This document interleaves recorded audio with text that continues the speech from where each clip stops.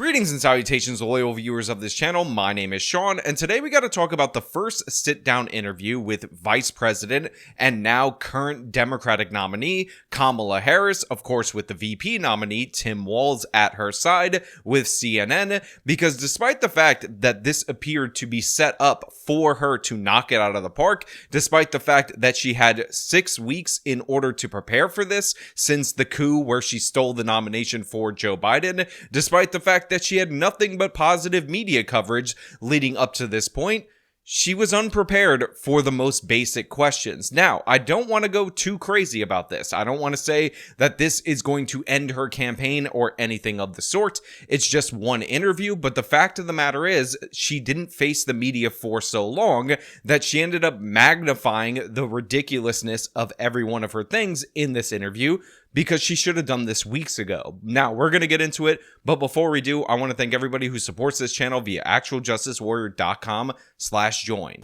Give me the money.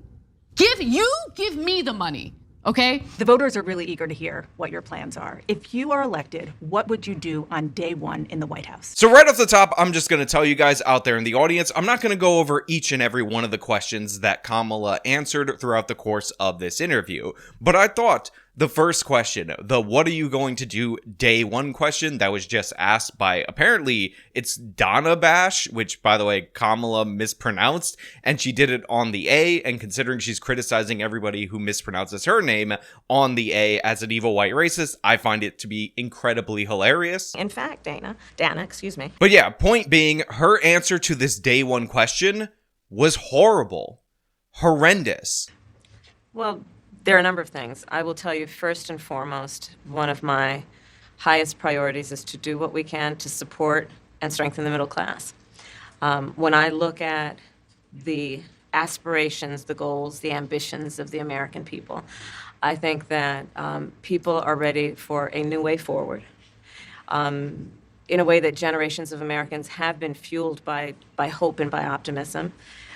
I think, sadly, in the last decade, we have had in the former president someone who has really been pushing an agenda and an environment that is about diminishing the character and the strength of who we are as Americans, really dividing our nation, and I think people are ready to turn the page on that. So what would you do day one? Now look, I gotta be perfectly honest with everybody out there in the audience. The what will you do day one question is not the best question of all time to ask somebody who's running for president. However, it is a question that is always asked of everyone who is running for president. What will you do day one, which should be interpreted as what is your number one priority. So usually what candidates end up saying is that they'll sign an executive order to do this or that thing. An obvious one is the evil orange man who says day one, I'm going to close the border. He even says day one, I'm going to end the Ukraine war and all of that. Like, I don't understand how Kamala Harris, with 6 weeks to prepare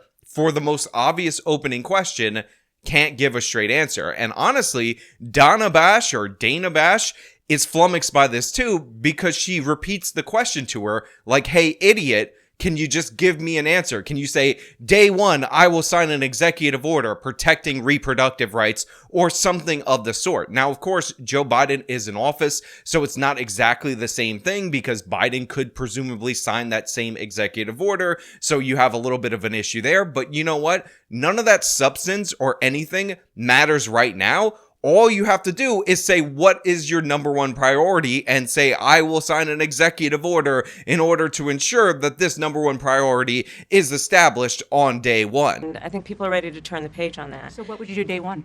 Day one, it's going to be about, one, implementing my plan for what I call an opportunity economy.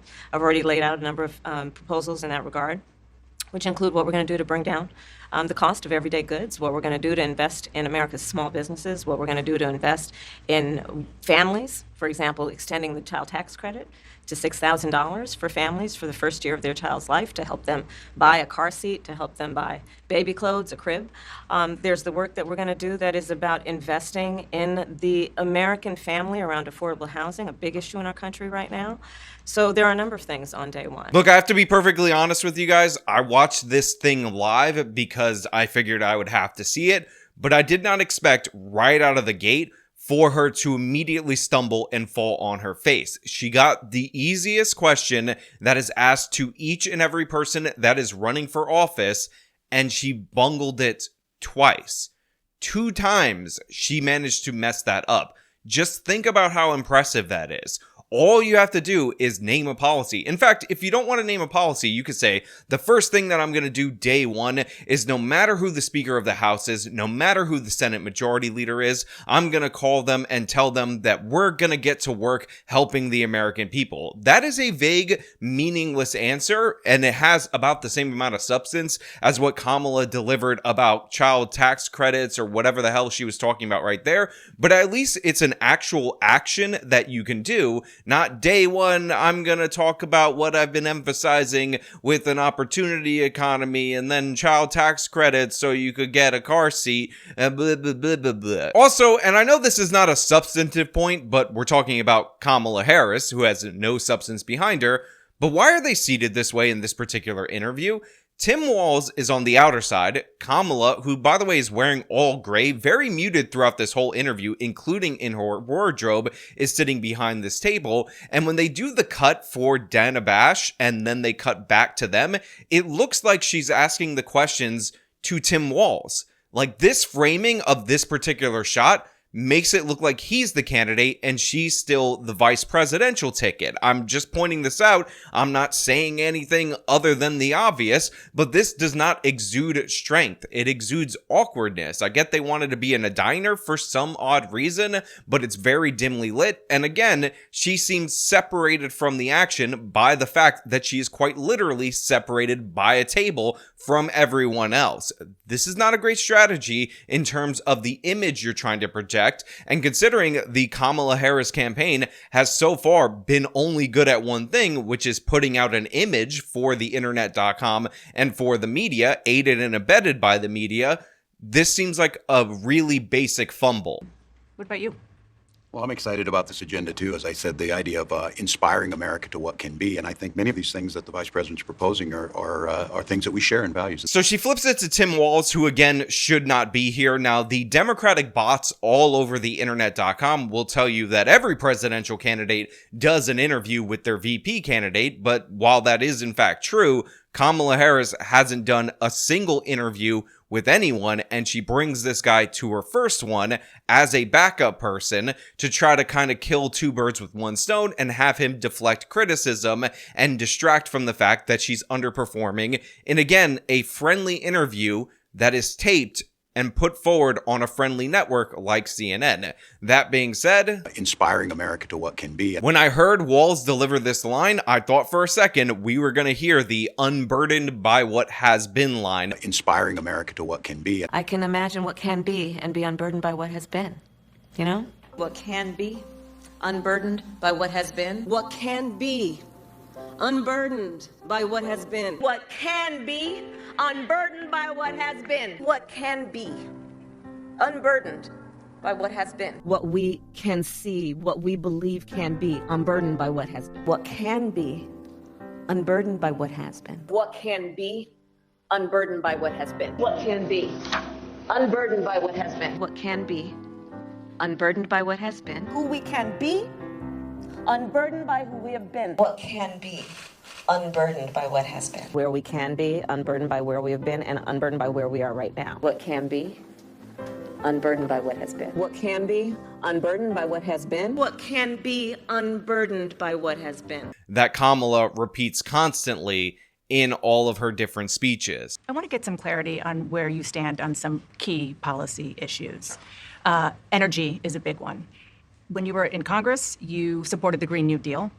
And in 2019, you said, quote, "There's no question I'm in favor of banning fracking." Fracking, as you know, is a pretty big issue, particularly in your must-win state of Pennsylvania. Sure. Do you still want to ban fracking? So this is another question that you should have definitely 100% been prepared for if you're Vice President Harris. During her presidential campaign, and I will play the tape for those of you who don't believe me, she said unequivocally, and I believe it was multiple times, that she would ban fracking. There's no question I'm in favor of banning fracking. So, yeah, and starting with what we can do on day one around public lands, right? And then there has to be legislation. But yes, and this is something I've taken on in California. I have a history of working on this issue. And to your point, we have to just acknowledge that the residual impact of fracking is enormous in terms of the impact on the health and safety of communities. Yeah, so thank you.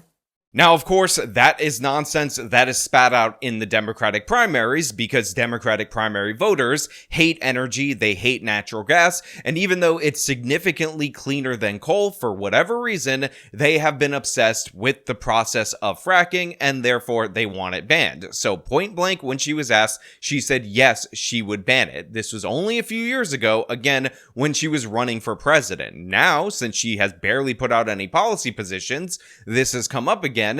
No, and I made that clear on the debate stage in 2020, that I would not ban fracking. As vice president, I did not ban fracking. As president, I will not ban fracking. But instead of acknowledging that she said that, she says, well, I made it clear in 2020 that I will not ban fracking. Then she says, as vice president, I did not ban fracking. Remember, she's going to use the fact that she's vice president and not president as an excuse on why she hasn't done anything on any particular policy. But now she had the power to ban fracking, according to her. And you need to just trust that, because remember 2020, even though that debate clip is in 2019, and maybe what she's referring to is the vice presidential debate versus Mike Pence, where reportedly she said she wouldn't ban fracking, she had changed her mind, but there's no explanation other than political expedience for this shift. Hey guys, editing Sean here. So I dug up the clip from the 2020 vice presidential debate because I figured might as well check to see if Kamala, the innocent angel, would lie directly to our faces,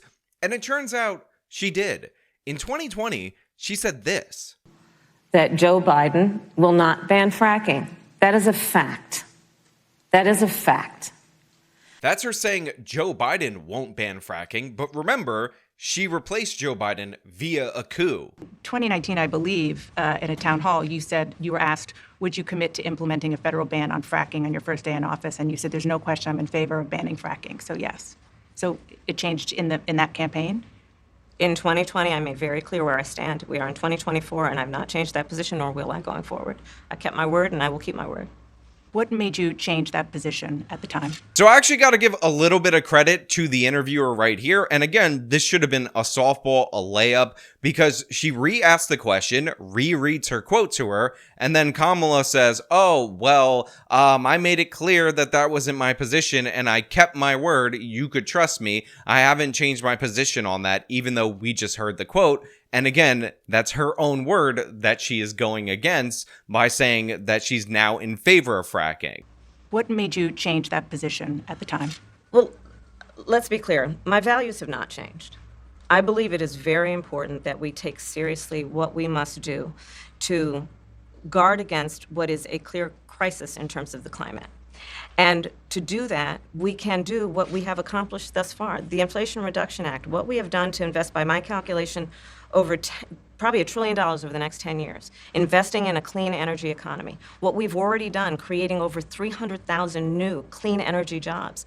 That tells me, from my experience as vice president, we can do it without banning fracking. So this is the "my values haven't changed" line that is clearly and obviously fed to her by her campaign team, and I actually think she completely misused it right here. I believe, and this is just speculation, that this specific line is what she was prepped to use as a response to a question about how she would ban private insurance in order to give people health care. And her response to that, because she has changed her position on that, she's no longer for Bernie Sanders style Medicare for all, would be, listen, my values haven't changed. I'm trying to get people the most amount of affordable healthcare possible. And back then, I believed that getting rid of private insurance was the way to go. But right now, I understand that I have to work with the private insurance system, work with what we have in order to achieve that end. I think that is where her values haven't changed prep was supposed to come in, not right here where it's a clear 180 on this specific issue. Is there some policy or scientific data that you saw that you said, oh, okay, I get it now?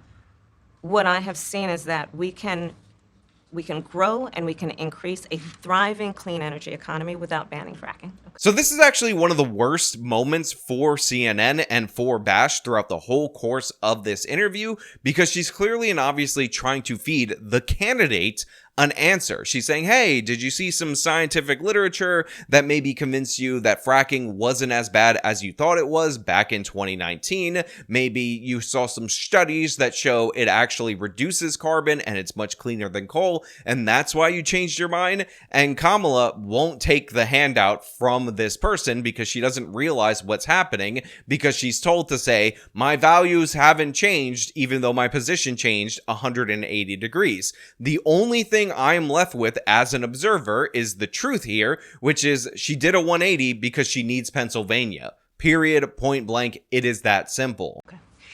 Another issue, big one, is immigration. Now look, I'm going to skip over the immigration question. The reason why I'm going to do that is because Kamala's answer sucks.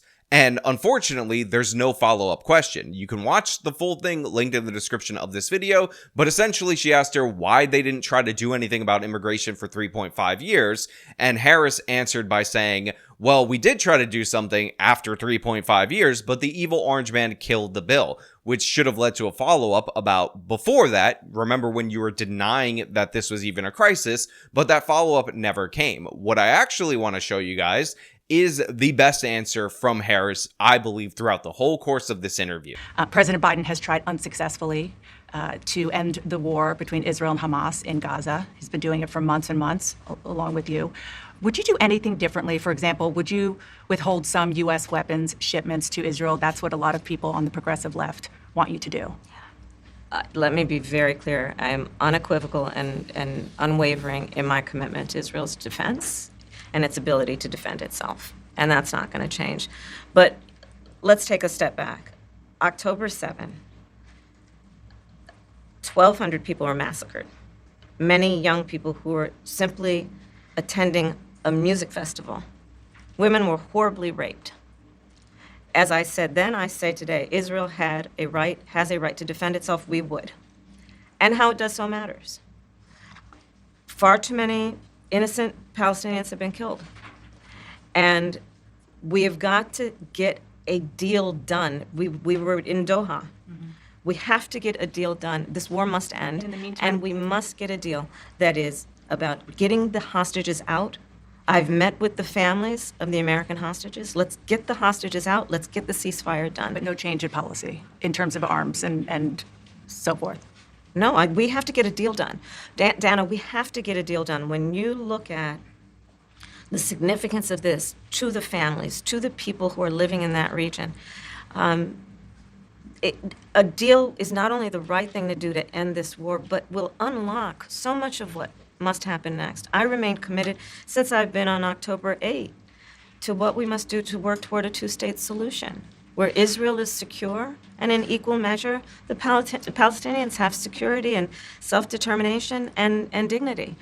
Now, you guys might be thinking she didn't really say anything or take a strong stance on Israel versus Hamas, that war that's going on in the Middle East, but the fact of the matter is, this is kind of what she has to do. The Democrats need Muslims in Michigan to vote for them, but they also don't want to piss off high-value Jewish donors that are more supportive of Israel, so she has to thread the needle, not really give an answer to either side, so nobody can peg her down in terms of a position, so that way she doesn't have to deal with the fallout, because again, the Democrats need Michigan electorally, but Harris needs money to run her campaign, so she's kind of caught between a rock and a hard place right here, not to mention the fact that the pro-Palestinian, pro-Hamas protesters, the anti-Israel protesters, whatever you want to call them, it's really not the point, are a thorn in the Democratic Party's side right now. Remember, they refuse to open up their party's platform, which is why it still talks about the re-election of Joe Biden,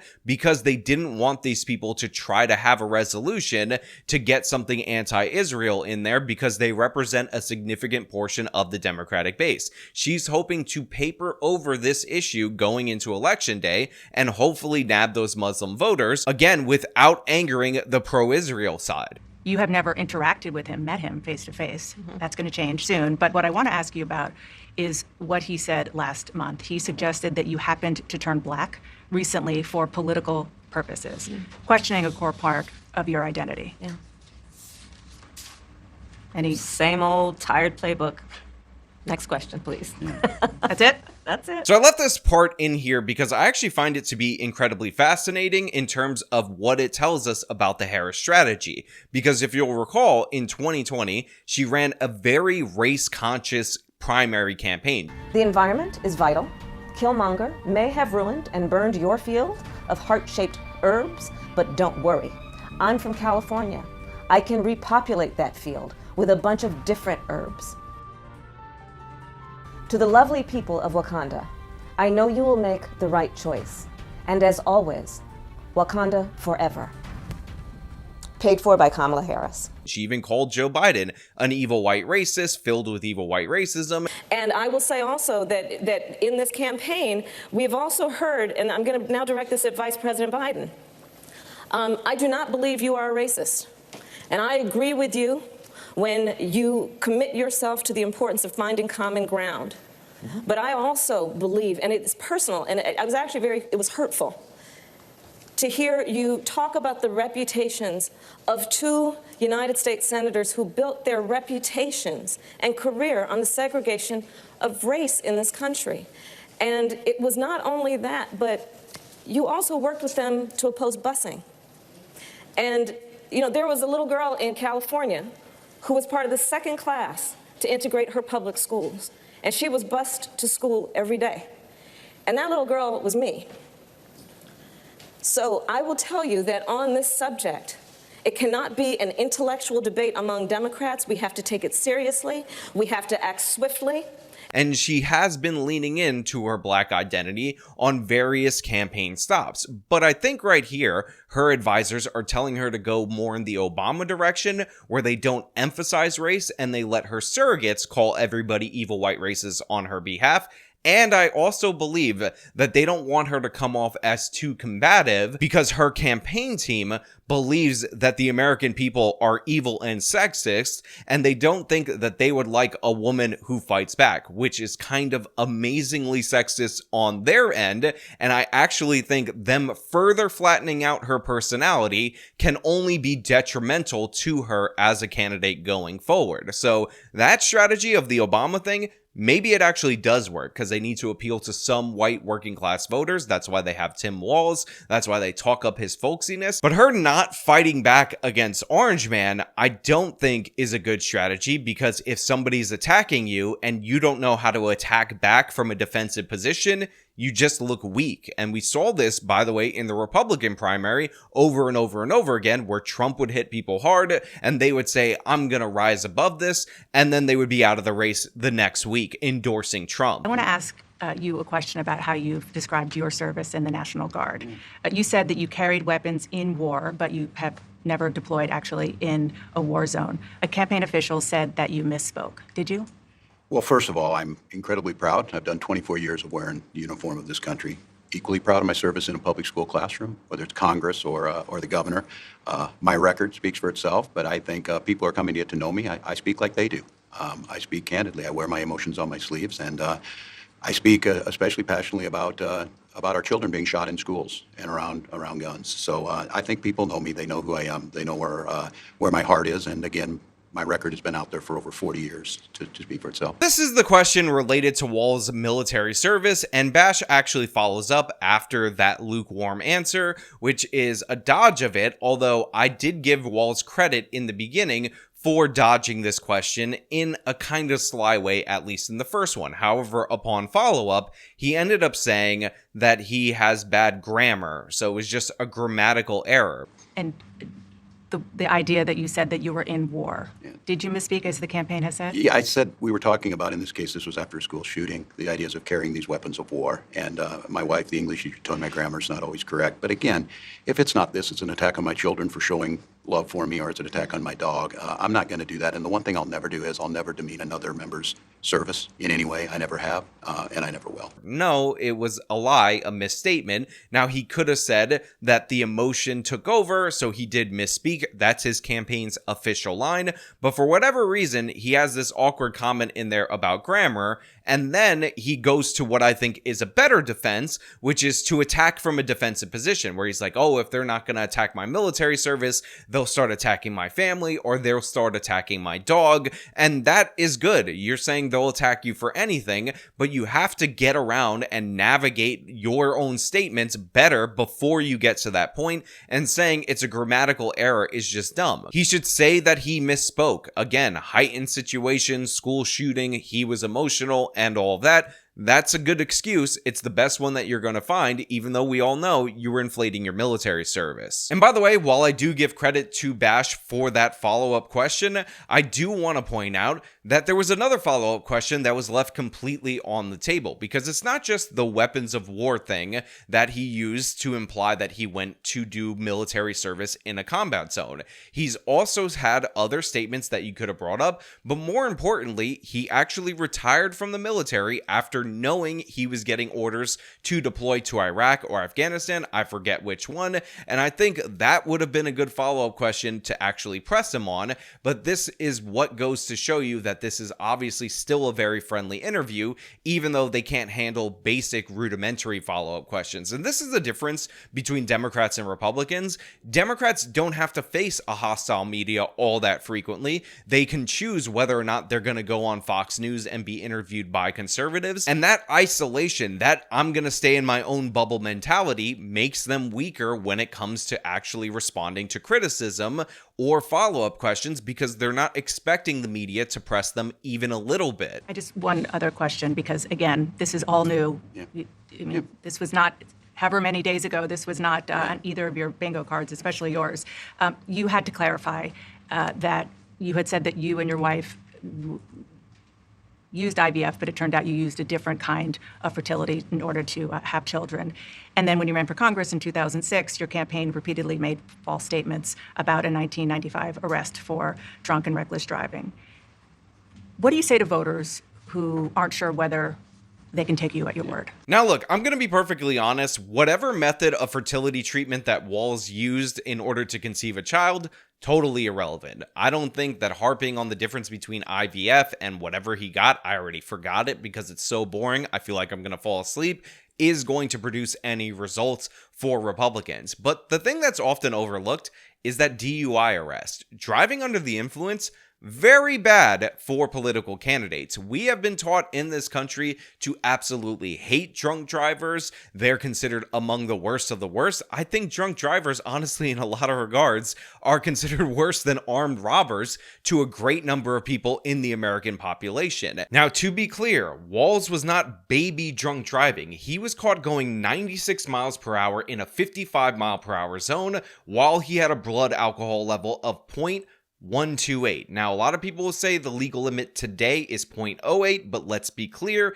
in Nebraska at the time, the legal limit was actually 0.1. So he was over, but not as over as you would think, as indicated by that. Now, Walz eventually pled guilty to reckless driving in court in March of 1996, and while Walz said they dropped the DUI charges because it wasn't true, in reality, he admitted to drinking and driving as a part of that plea deal, and the court transcripts show this. So Walz lied about this, he was putting people in danger, and he was very drunk by today's standards, although not as much over the legal limit by the standards of the law back then, to be perfectly fair. Walz lied about the circumstances surrounding that. He has that on his record. This is something that I would press over and over again on Tim Walz. And honestly, this might be a time for the evil orange man to talk about how alcohol has had a huge negative impact on his own family. If you guys don't know, Donald Trump's older brother died in and around his 40s because he was an alcoholic and he basically destroyed his body through drinking. And this is why President Trump does not drink to this very day, which again, I'm not sure a lot of people know that. If I was on the Trump campaign team, I would be trying to figure out a way to contrast Walz's DUI with how Trump reacted when alcoholism impacted his family. Again, just an idea that the Trump campaign will never use. I'm basically howling in the wind or whatever you want to call it. But yeah, this is something that could be emphasized more due to the fact that the American people do not like drunk drivers. Vice President Harris, you were a very staunch defender of President Biden's capacity to serve another 4 years. Right after the debate, you insisted that President Biden is extraordinarily strong. Given where we are now, do you have any regrets about what you told the American people? So here you have Bash asking Kamala about her statements related to Biden, about how strong and sharp and healthy he is. And of course, she's going to say she doesn't regret that. And again, this is something that you should be pressed on by the media, because this is very likely to come up during the presidential debate, which is how much did she know about Biden's mental deterioration? How much did she participate in the hiding of that deterioration? And did she aid and abet in covering that up? Because she knew if they actually had a legitimate primary, there was no way she could win outright, so she had to steal the nomination in this particular way. I think those are good lines of attack that she's not being prepared for by the media, and the reason the media is not doing a good job in doing that is because they're trying to cover up for her as well. But Trump's going to be on the debate stage with her, and he's going to be able to say all kinds of stuff that she's going to have to respond to. And although I expect the debate moderators to try to run defense from her, people are going to see that she won't be able to defend herself. No, not at all. Not at all. I have served with President Biden for almost 4 years now, and I'll tell you, it's one of the greatest honors of my career, truly. He cares so deeply about the American people. He is so smart and loyal to the American people. And I have spent hours upon hours with him, be it in the Oval Office or the Situation Room. He has the intelligence, the commitment, and the judgment and disposition that I think the American people rightly deserve in their president. Now, she ends up saying all these different various things, and I would just point out the obvious. If any of that were true, Joe Biden wouldn't have been forced off the ticket. If any of that were true, then he would still be the candidate. When he called you and said he was pulling out of the race, what was that like? And did he offer to endorse you right away, or did you ask for it? I just want to point out, throughout the whole course of this interview, the one legitimate smile that we got from Vice President Harris was right there.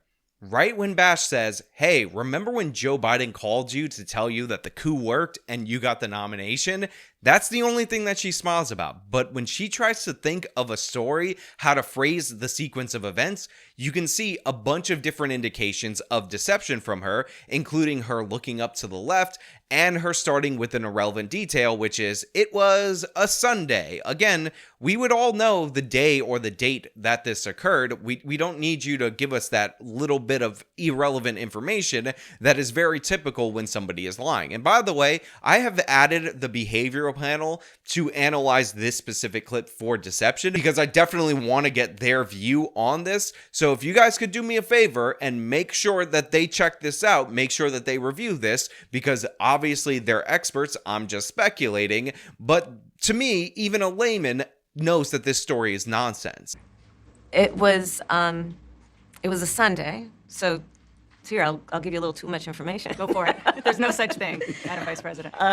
My family was staying with us, and including my baby nieces, and we had just had pancakes and, you know, Auntie, can I have more bacon? Yes, I'll make you more bacon. And then we were sitting down to do a puzzle.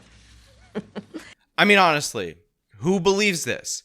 Who believes that this occurs? So she's like, I had my family over, including my baby nieces that you guys find to be so cute. And my niece said, Auntie President. I mean, she didn't know yet. Can I have more bacon? And I said, yes, you may. And I made it for her. Now, one of the reasons why I know this is fake is because there is polling that shows that independent voters like bacon, which is unsurprising because it's the United States of America. And everyone, except for San Francisco liberals, likes bacon. Just scientifically proven to be factual. Don't even bother to check the numbers on that. And by the way, Harris is aware of this. This is why she has mentioned bacon before in awkward, staged, ridiculous political settings, like this clip right here. I just think that one of the best elements of a really good Thanksgiving dinner is really good gravy. Cooking up cornbread, cranberries, collard greens. Okay. with an Iowa spice. I do think of bacon as a spice. So already, and I mean already, I am incredibly suspicious of this story, not to mention the fact that she looks to Walz to decide whether or not her family was doing a puzzle, because they weren't doing a puzzle. This never happened. Pancakes and, Auntie, can I have more bacon? Yes, I'll make you more bacon. And then we were sitting down to do a puzzle. And the phone rang, and it was Joe Biden. Harris was an active participant in the forcing out of Joseph R. Biden, and everybody should know this from this nonsensical answer that she delivers. And the phone rang, and it was Joe Biden. And he told me what he had decided to do. And I asked him, "Are you sure?" And he said yes. And that's how I learned about it. Total lie right there. She's like, oh, Joe Biden called me and then he told me what he was about to do. I do believe that this was a phone call that occurred, that he said, hey, look, I'm going to drop out of the race, because you would tell the person that you're going to elevate to your replacement candidate. But then if you notice, she looks down, breaks eye contact completely, and she's like, well, that's when I heard about it. She says it really low and really quick.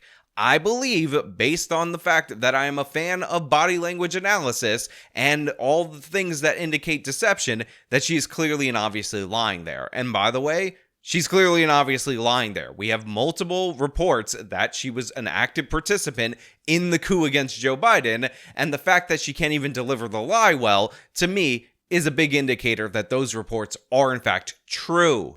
And what about the endorsement? Did you ask for it? He was very clear that he was going to support me. So when he called to tell you, he said, I'm pulling out of the race and I'm going to support you. Well, my first thought was not about me, to be honest with you. My first thought was about him, to be honest. She just said, my first thought was not about me, to be honest with you. It was about him, to be honest. We all understand with these qualifications that this woman is lying. She is a liar. Every first thought that she's ever had is about her, how the world impacts her. This is a politician running for president. I'm sorry, but you don't run for president unless you believe you're the center of the universe, unless you have a giant ego. Everybody always talks about the evil orange man's ego, and the fact of the matter is, it's huge. Obviously, we understand. He put his name on buildings for years, always wanted to get his name in the paper, wanted to become a celebrity. We all understand that that man has an enormous ego, but the difference between the evil orange man and all these other politicians is not that his ego is any bigger than theirs. It's that they try to hide their ego. They try to pretend to be like you, and that's why they all come off as scummy liars. I think history is going to show a number of things about Joe Biden's presidency. I think history is going to show that in so many ways it was transformative. Not making eye contact, looking down the whole time, talking about what history is going to show and all of that. Clearly and obviously, she is uncomfortable delivering these lines related to the coup that they initiated against the president that got the most votes ever, that won the Democratic primary in 2024. I don't know how to make my case even more solid than this. A moment that you shared, that the world shared with your son, Gus. You were speaking, the camera caught him, so incredibly proud of you, so emotional, saying, that's my dad. Yeah, I don't know as a father I could have ever imagined that. I'm grateful for so many reasons to be on this ticket, but that moment, to understand what was really important, to have my son feel a sense of pride in me. Now, they end up closing out this interview by asking Tim Walz about his kid getting really emotional and crying, and Harris about this photo that is clearly a propaganda photo of her niece with the braids, black hair, very big among the wokies, looking up at her. And I'll say that Walz answered this question pretty nice. I mean, his kid, if you guys don't know, has a developmental disability. Unfortunately, a bunch of idiots were attacking his child. Stop attacking the children of these politicians. It makes you look horrendous when you do so. Madam Vice President, the photograph that has gone viral. You were speaking, one of your grandnieces that you were just talking about was watching you accept the nomination. You didn't explicitly talk about gender or race in your speech, but it obviously means a lot to a lot of people, and that viral picture really says it. What does it mean to you? But Harris, in response to this layup question, kind of completely messed this up. You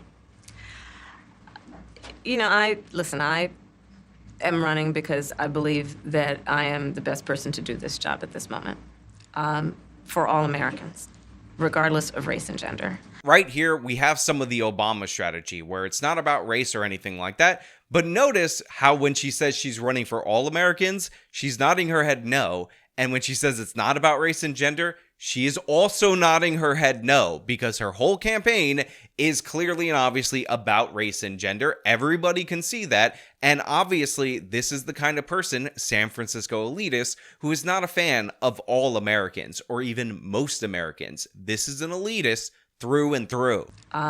For all Americans, regardless of race and gender. But I did see that photograph, and I was deeply touched by it. And you're right, it's the back of her head, her two little braids, and then I'm in the front of the photograph, obviously speaking. And it's very humbling. It's very humbling in many ways. So what I love about this is that she nods her head no on race and gender. She nods her head no on being for all American people. But then she knows the specifics of this photo, the braids and all that, almost like it was set up this way because obviously they're going to use that image for the campaign. But then she doesn't even stick the landing. She says, yeah, I'm humbled, I guess. I mean, is that what I'm supposed to say?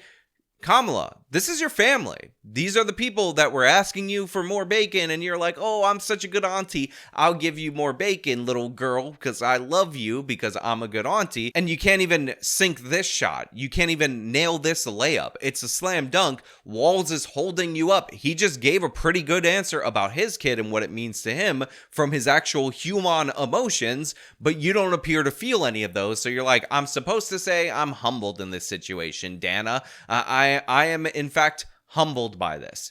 Pathetic. That is an easy question. It's a stupid question that tells us nothing, by the way, about this election cycle or policy, but of course, most of this was non-substantive.